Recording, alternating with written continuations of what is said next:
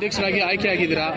ಮುಂದಿನ ದಿನಗಳಲ್ಲಿ ನಗರಸಭೆಯನ್ನು ಯಾವ ರೀತಿ ಅಭಿವೃದ್ಧಿ ಮಾಡಬೇಕು ಅಂದ್ಕೊಂಡಿದ್ದೀರಾ? ಮೊದಲನೇದಾಗಿ ನಮ್ಮ ಎಲ್ಲ ನಗರಸಭಾ ಸದಸ್ಯರಿಗೆ ನಾನು ಧನ್ಯವಾದ ಹೇಳಕ್ಕೆ ಇಷ್ಟಪಡ್ತೀನಿ.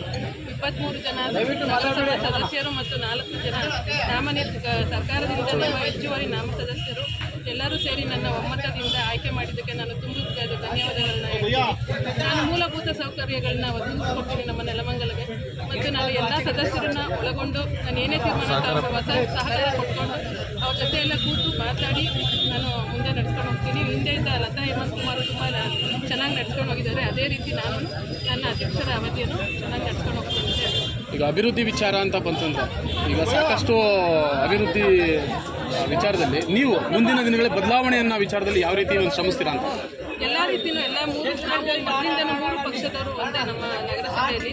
ಕಾಂಗ್ರೆಸ್, ಬಿಜೆಪಿ, JDS ಅಂತ ಯಾವುದೇ ರೀತಿ ಇಲ್ಲ. ನಾವು ಮೊದಲಿಂದ ಒಮ್ಮತದಿಂದ ಬಂದಿದ್ದೀವಿ. ಅಭಿವೃದ್ಧಿಗೋಸ್ಕರ ನಾವೆಲ್ಲ ಒಂದೇ. ಎಲೆಕ್ಷನ್ ಟೈಮಲ್ಲಿ ಮಾತ್ರ ನಾವು ಇದು ಮಾಡ್ತೀವಿ ಹೊರತು ನಗರಸಭೆ ವತಿಯಿಂದ ನಾವೆಲ್ಲರೂ ಒಂದೇ. ಎಲ್ಲರ ಜೊತೆ ಕೂತ್ಕೊಂಡು ಮಾಡ್ತೀವಿ.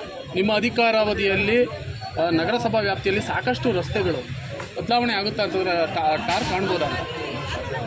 ಸಾಧ್ಯವಾದಷ್ಟು ನಾನು ಅದಕ್ಕೆ ಟ್ರೈ ಮಾಡ್ತೀನಿ.